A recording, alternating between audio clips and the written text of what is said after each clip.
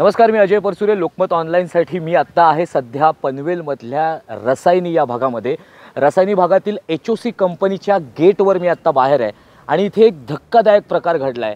ही देशातली आत्ताची सर्वात मोठी बातमी आहे की इतकी धक्कादायक बातमी घडली आहे की इथे HOC कंपनीमध्ये इस्रोचा प्लॅन्ट आहे आणि या इस्रोच्या प्लॅन्टमध्ये परवा रात्री वायू गळती झाल्याने जवळपास 50 मोठी वानरं, 50 मोठी माकडं आणि 100च्या वर पक्षी हे मृत्युमुखी पडलेले आहेत या वायू गळतीमुळे.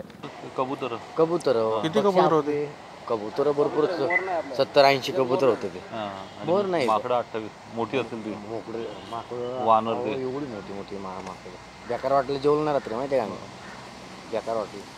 ही वायू गळती परवा रात्री झाली आणि ह्याच्यानंतरचा तर धक्कादायक आणि किळसवाणा प्रकार हा आहे की ह्या HOC कंपनीच्या कर्मचाऱ्यांनी ही सर्व पक्षी आणि जी काही माकडं आहेत ती इथल्याच प्लॅन्टमध्ये खोदून दाबून टाकलेली आहेत, तिथे पुरून टाकलेली आहेत आणि हा सगळा प्रकार दाबून टाकण्याचा प्रयत्न गेले 2 दिवस केलेला आहे.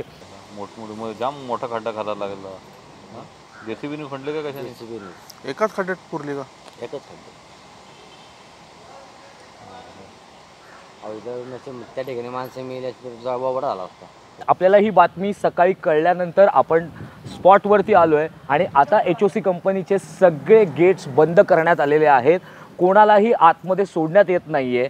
हा धक्कादायक प्रकार जेव्हा उघडकीस आला त्याच्यानंतर HOC कंपनीचे कर्मचारी, अधिकारी आता कामाला लागलेत आणि कोणालाही ही बातमी कळू नये याच्यासाठी आता गेटची दारं बंद करण्यात आलेली आहेत. हा इतका धक्कादायक प्रकार आहे की इथे जवळ कर्नाळा अभयारण्य आहे. या कर्नाळा अभयारण्यामधनं येणारी जी माकडं आहेत, जी पक्षी आहेत, ते या वायू गळतीची शिकार झाली आणि या शिकारीमुळे अनेक दुर्दैवी जनावरांना आपला अंत करावा लागला.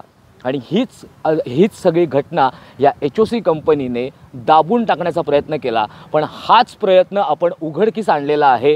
HOC कंपनीला ह्याच्या विरोधात बोलावं लागेल, ह्याची कारणं द्यावी लागतील. ह्यामध्ये त्यांनी नक्की काय केलेलं आहे हे करावं लागेल. हे कोण अधिकारी आहेत ज्यांनी इतक्या मोठ्या प्रमाणात एवढ्या पक्ष्यांना, एवढ्या माकडांना इथे जमिनीत पुरून टाकलं आहे? हा कुठला अधिकार त्यांना दिलेला आहे? आम्ही दिवसभर तुम्हाला या संदर्भात सांगतच राहणार आहोत, गोष्टी तुम्हाला सांगतच राहणार आहोत.